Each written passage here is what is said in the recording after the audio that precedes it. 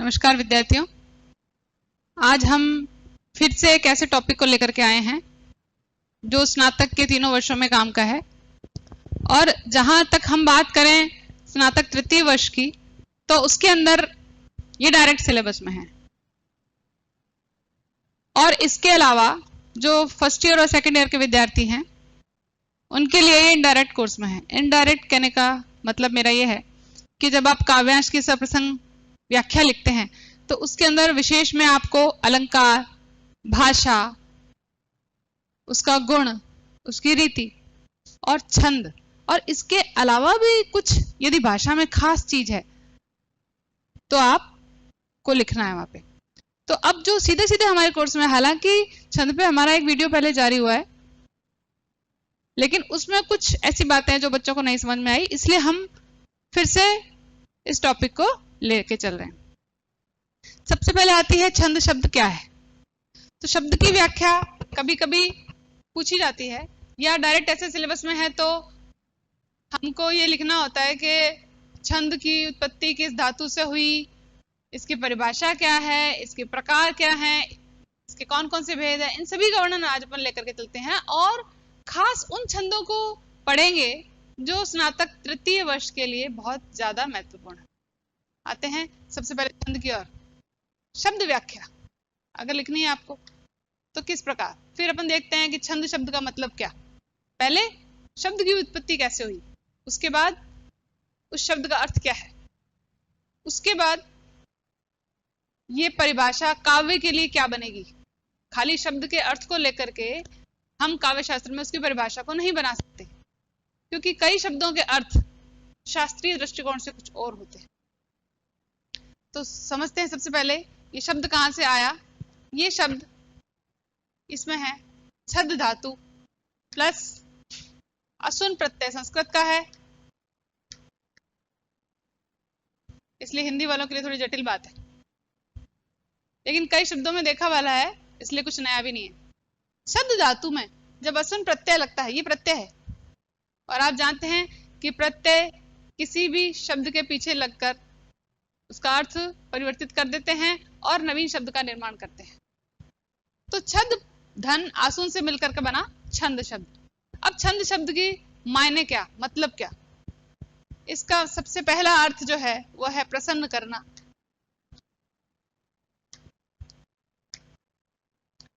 बहलाना, आच्छादित करना,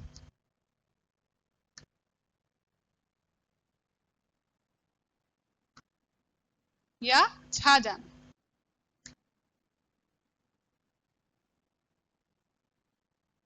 इतने अर्थ सिर्फ छंद शब्द के निकल के आते हैं, लेकिन इन सभी शब्दों के मायने हमारे काव्य शास्त्र से क्या लेना देना इसका। तो काव्य शास्त्र में इस छंद शब्द का मतलब क्या है वो समझिए। इसमें है अक्षर संख्या की गणना,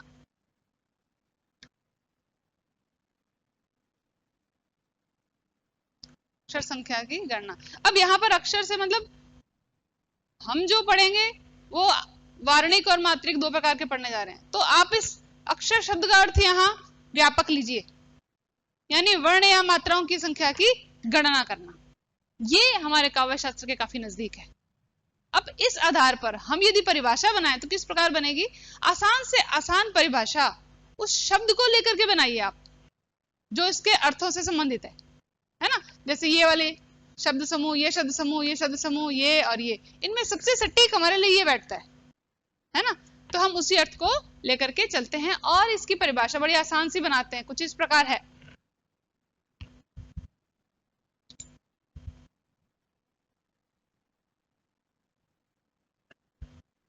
कविता में या पद्य में, कुछ भी ले लीजिए आप। कविता में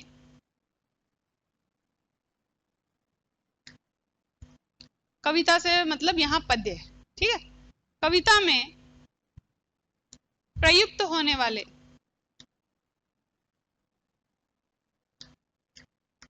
कविता में प्रयुक्त होने वाले वर्ण, मात्रा,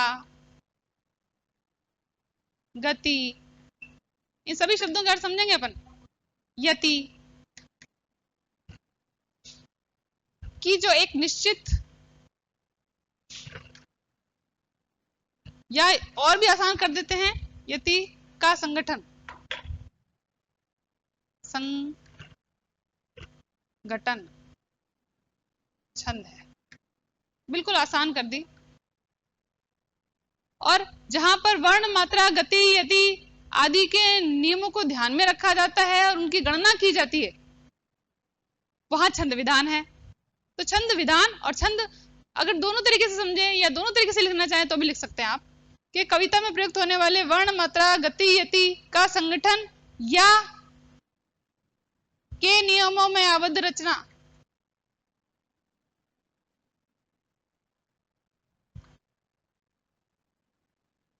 आबद्ध रचना, दोनों ही बात है। या तो इस शब्द को उठा लीजिए आप नीचे वाले को, या इसको उठा लीजिए, इन दोनों में ऑब्लिक है, दोनों में से एक चलेगा। तो परिभाषा कैसे बनेगी? कविता में प्रयुक्त होने वाले वर्ण, मात्रा, गति, यति का संगठन छंद है, या वर्ण, मात्रा, गति, यति के नियमों में आबद्ध रचना छंद विधान से युक्त रचना मानी जाती है। ठीक है, यानी वो काव्य हो गई। काव्य यानी पद्य रचना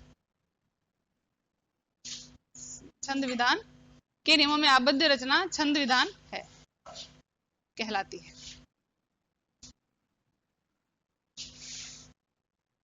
ज्यादा दिग्भ्रम होने की आपको जरूरत नहीं है। इन दोनों में से जो आसान लगती है, नियमों में आबद्ध रचना छंद है, ये भी कह सकते हैं। गति आदि का संगठन छंद है, और इनमें आबद्ध रचना या इनकी जो निश्चित व्यवस्था होती है, गणना किस किस की होगी? या तो वर्ण की गणना होगी या मात्रा की गणना होगी, और इनकी जो एक निश्चित व्यवस्था है वही आपका छंद विधान कहलाती है। ये हुई आपकी परिभाषा। यानी पद्य में जहां पर वर्ण, मात्रा, गति, यति आदि के नियमों का ध्यान रखा जाए, इन्हीं नियमों की गणना ही उसको छंद बनाती है। अब हम प्रकार की ओर देखते हैं। प्रकार आपने मुख्यतः दो ही प्रकार पढ़े हैं।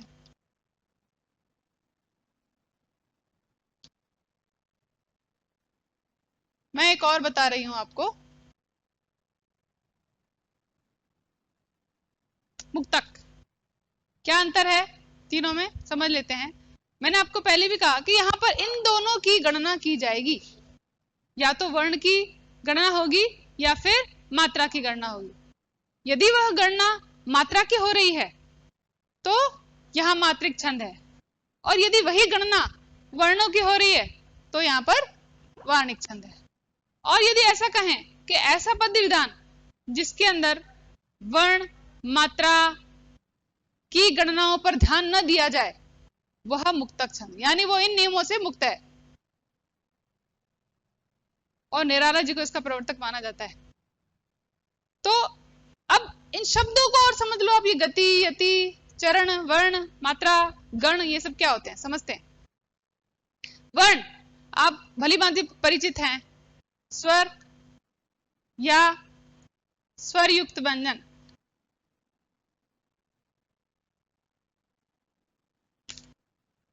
स्वर या स्वर युक्त व्यंजन, ठीक है।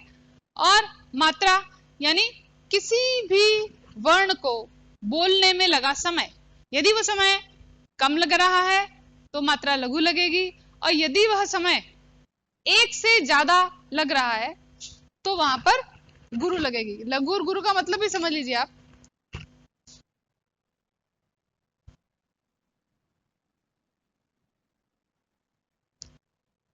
मैंने आपको दो प्रकार बताए, लघु और गुरु। नाम से पता चल रहा है, एक का मतलब है छोटा और एक का मतलब है बड़ा। तो अब कहां आप लघु मात्रा लगाएंगे और कहां गुरु लगाएंगे, इसके भी नियम है। लघु मात्रा का जो चिन्ह है वो ऐसा है, और गुरु मात्रा का जो चिन्ह है वो एस के आकार का है। इसको 2 गिना जाता है और इसको 1 गिना जाता है। जैसे किसी शब्द के अंदर हम गणना करेंगे तो इसको जिस पे भी गुरु मात्रा लग रही है उसको हम 2 गिनेंगे, 2 मात्राएं या 2 वर्ण उस पे गिने जाएंगे। अब ये कैसे तय हो कि किस पे छोटी लगानी है मात्रा और किस पे बड़ी लगानी है, इसके भी नियम है। अ, ई, उ और री। इसके अलावा हम चंद्र बिंदु को भी इसके अंदर लेते हैं। ये वर्ण यदि आ रहे हैं, या तो ये स्वर आएंगे या फिर इन स्वरों से जुड़ी हुई व्यंजन आएंगे। ठीक है, तो अगर उनमें ये मात्राएं लग रही है तो उनमें लघु वर्ण गिना जाएगा। और इनसे इतर क्या हो गई? आ, ई, उ, ए, ओ, औ, अंग और है, यानी विसर्ग और अनुस्वार।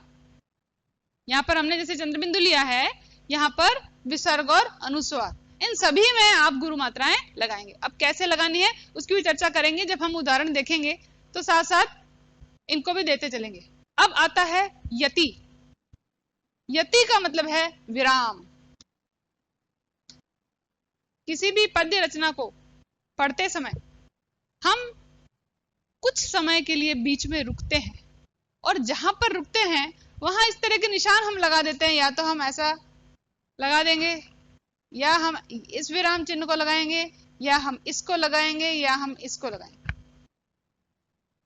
यानी कि वहां कुछ देर का विराम है, इसलिए हमने वहां पर एक विराम चिन्ह का प्रयोग कर लिया, और इस विराम को ही हम गति कहते हैं, यति कहते हैं, माफ कीजिए, उस विराम को ही हम यति कहते हैं। अब आता है शब्द गति। गति का मतलब क्या? पद्य में गति का मतलब है लय, यानी किसी भी पद्य की पंक्तियों को एक विशेष लय से पढ़ा जाता है।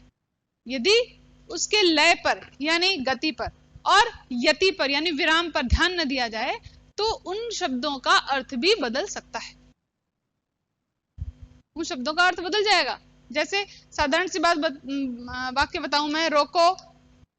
रोको के बाद अगर मैं रुक गई और फिर मैंने एक विराम चिन्ह का प्रयोग किया, मत जाने दो, इसका अर्थ आप समझिए। और दूसरा वाक्य मैं ऐसे बनाती हूं, रोको मत जाने दो। जब विराम चिन्ह का स्थान बदला, यानी यति का मैंने स्थान बदला और शब्द का अर्थ ही बदल गया।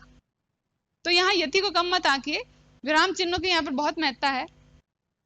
यति उस पद्यांश का अर्थ बदलने की शक्ति रखती है, इसलिए हम इसको नजरअंदाज नहीं कर सकते।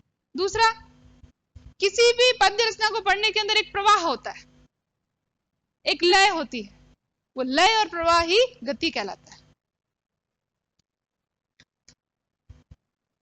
ये कुछ शब्द बीच में आए इसलिए इनकी मायने समझना, इसका मतलब समझना आपके लिए बहुत ज्यादा जरूरी है। अगर वो समझ में नहीं आया तो इसको खाली रट करके अगर आप परीक्षा में गए तो वहां पर आप इसको भूल सकते हैं। इसलिए किसी भी परिभाषा को याद करते समय ध्यान रखिए कि उसके अंदर जिन शब्दों का प्रयोग आपने किया है उन शब्दों का अर्थ आपको आना चाहिए। तो यहां वर्ण समझ लिया, मात्रा यानी वर्ण को बोलने में लगा समय समझ लिया, गति यानी लय या प्रवाह समझ लिया, और यति यानी कुछ समय का विराम समझ लिया। अब कुछ और शब्द आएंगे इसके अंदर।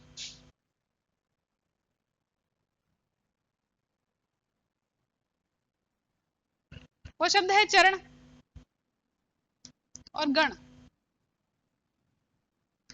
दो शब्द हैं। पहला है चरण। चरण से मतलब है पद्य की एक पंक्ति, वो उसका चरण है। ये कम से कम 2 होगा और ज्यादा से ज्यादा की कोई सीमा नहीं। एक चरण में, 2 चरण में हम जब छंदों को पढ़ेंगे और मात्राओं की और वर्णों की गणना करेंगे तब हम बात करेंगे इस जगह, वहां ऐसा कहा जाएगा कि प्रथम चरण में इतनी मात्राएं, द्वितीय चरण में इतनी मात्राएं, यानी पहली पंक्ति जहां खत्म हो रही है। चरण मतलब पंक्ति, ठीक है। और गण, गण है 3 मात्राओं का समूह। अब वहां पर इतनी मात्राएं अपने को लगानी है और उन मात्राओं के 3-3 के जोड़े बना करके हम गण का निर्माण करेंगे, यानी 3 मात्राओं का समूह। अब ये समूह कैसे बनेगा इसका नियम है, और इस नियम को समझने के लिए आपके सामने सुविधा के लिए एक पंक्ति मैं लिख रही हूं जो आपको लगभग सभी किताबों में मिलेगी, और वो याद करने के लिए आसानी हो इसलिए दी गई है। वो पंक्ति कुछ इस प्रकार है, य, मा, ता, रा, ज, भा, न, स, ल, गा। इस प्रकार एक पंक्ति दी गई। अब इसमें हमने जो सीखा कि कहाँ लघु लगानी है और कहाँ दीर्घ यानी गुरु लगानी है, अगर इसमें आप समझ पाएंगे कि इसके पास कोई मात्रा नहीं, यानी इसमें अ है, स्वर कौन सा है, अ, तो मात्रा लग गई लघु। और इसमें इन दोनों में स्वर आ है यानी दीर्घ स्वर है, दीर्घ स्वर होते ही मात्रा लग गई गुरु। यहां पर गुरु लघु गुरु लघु लघु लघु और गुरु। कितने हैं? गण तो संख्या में 8 होते हैं।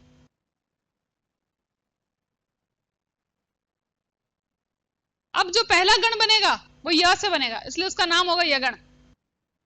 दूसरा जो गण बनेगा वो म से बनेगा, उसका नाम होगा मगण। तीसरा त से बनेगा, यहां से तगण, यहां से रगण, यहां से जगण, यहां से भगण, यहां से नगण और यहां से सगण। अंतिम 8वां है, गिन लीजिए 1 2 3 4 5 6 7 और 8। अपने को 8 तक ही रखना है। अब आप ये कहोगे कि मैंने जब 8 तक ही रखना था फिर लगा का क्या महत्व? लगा का महत्व यह है कि हमें इस गण को भी तो पूरा करना है ना। अगर हम इन दो वर्णों को हटा देते हैं तो आपका अंतिम गण तो बनेगा ही नहीं, क्योंकि गण मैंने बताया 3 मात्राओं का समूह है। तो इसकी 3 मात्राएं पूरी करने के लिए हमने इसके पीछे 2 वर्ण और लगा दिए, जो एक लघु है और एक गुरु। अब यह गण कैसे बनाएंगे देखिए। पहला बना यगण। अब 3 मात्राओं को गिन लीजिए, किस किस की मात्रा गिनी जाएगी? 1 2 और 3। तो क्या हो गया? लघु गुरु गुरु। ये निशान, ये 3 का कॉम्बिनेशन जहां पर आपको मिलेगा वो यगण है। दूसरा, यदि मैं मगण बनाती हूं तो कॉम्बिनेशन कैसे बैठेगा इसका? म पे क्या है? गुरु गुरु और गुरु। उसी गण से, उसी अक्षर से आप आगे की 3 गिन लीजिए, बस इतना ही। अब तगण लेते हैं तो तगण में कौन कौन सी मात्राएं? गुरु गुरु लघु। अब आप रगण लेते हैं तो र ज भा, यानी रगण में गुरु लघु और गुरु। इस प्रकार की मात्रा, इस प्रकार का गण बनेगा। हम जगण लेते हैं तो लघु गुरु लघु। भगण लेते हैं तो गुरु लघु लघु। नगण लेते हैं तो लघु लघु लघु, यानी तीनों ही लघु है, देख लीजिए, न भी लघु, स भी लघु और ल भी लघु। 7वां, सॉरी 8वां, सगण लेते हैं तो स पे लघु, ल पे लघु और ग पे गुरु। ये 8 जो गण बनेंगे इनमें किसी की निर्माण या किसी भी वर्णों का संयोजन एक दूसरे से नहीं मिलता। और इन 8 गणों की कहां आवश्यकता पड़ेगी? जब अपन वार्णिक छंद पढ़ेंगे, क्योंकि मात्राएं उसमें भी लगानी है और 3-3 मात्राओं के जोड़ को हमको एक गण का नाम देना है। अब इसके अलावा इन दोनों में ये बताया, जिसमें मात्राएं गिनी गई वो मात्रिक छंद, और जिसमें वर्ण गिने गए उसमें वार्णिक छंद।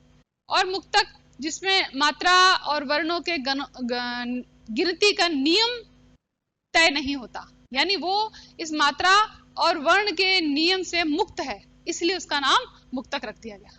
अब इसके अलावा एक और नाम आपका सुनने में आएगा जिसको कहते हैं दंडक।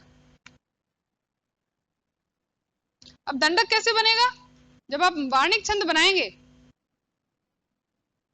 और वार्णिक छंद में 26 प्लस यानी 26 से ज्यादा अगर वर्ण हो जाते हैं आपके, तो वो क्या कहलाएगा? आपका दंडक।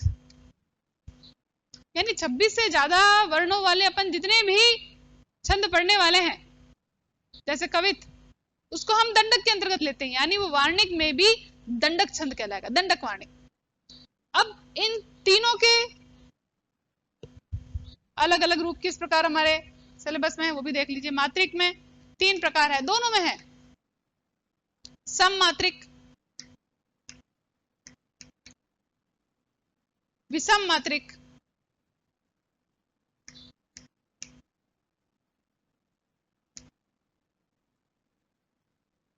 और अर्ध सम मात्रिक।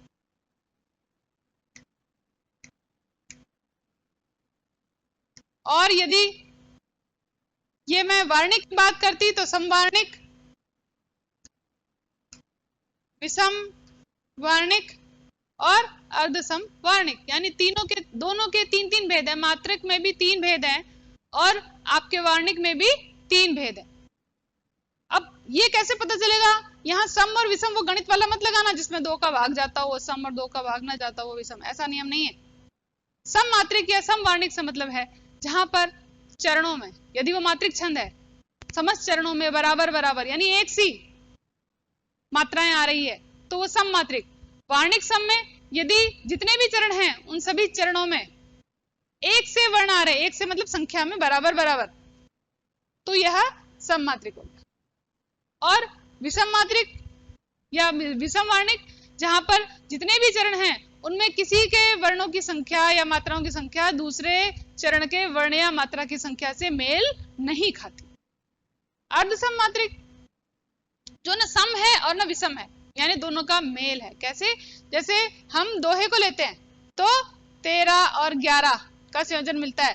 पहले और तीसरे चरण में 13 मात्राएं मिलेगी, दूसरे और चौथे चरण में 11 मात्राएं मिलेगी, यानी दो दो चरणों के जोड़ों में मात्राएं बराबर बराबर पाई जाती है, इसलिए उसे अर्धसम कहा जाता है। अब अर्धसम मात्रिक भी हो सकता है और अर्धसम वार्णिक भी हो सकता है।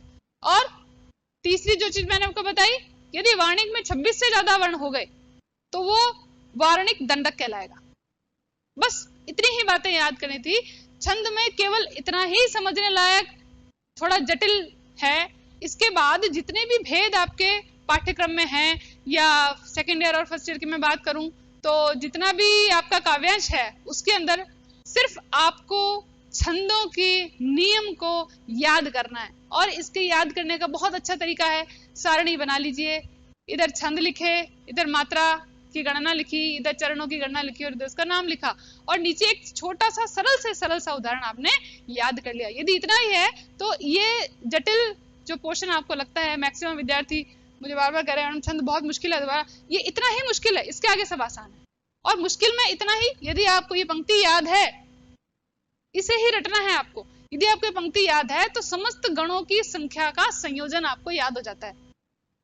और एक बार याद कर लिया, फिर वहां परीक्षा में यदि छंद आया है तो फटाफट इस पंक्ति को लिख के और आप गणना कर सकते हैं कि किस प्रकार मात्रा की गणना हो रही है और यहाँ पर कौन सा गण लगने वाला है। क्योंकि हम जब वार्णिक छंद पढ़ेंगे तो हम उसमें पढ़ेंगे इसमें 3 सगण, 2 भगण, 2 गुरु, तो आपको पता होना चाहिए सगण का मतलब क्या और भगण का मतलब क्या। तो इसको देख करके आपको समझ में आएगा सगण, भगण, रगण, रगण ये सब क्या होते हैं। ठीक है, आज की क्लास इतनी ही। अगली कक्षा में हम इसके उदाहरणों पर चर्चा करेंगे। धन्यवाद।